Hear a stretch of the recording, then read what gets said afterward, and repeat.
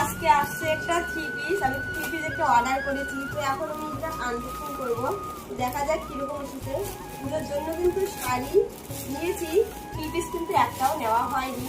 তো একটা 3 piece order করেছি মিশো থেকে, তো দেখা যাক কিরকম এসেছে। ওয়াও, ভালো এসেছে, পার্পল কালার, সুন্দরই।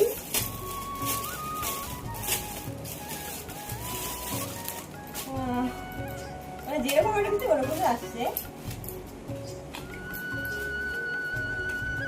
কেমন লাগছে জানিও কিন্তু তোমরা। এটা 3 পিস, প্যান্ট আছে আর ওড়না। আমাকে কেমন লাগবে তোমরা জানিও সবাই।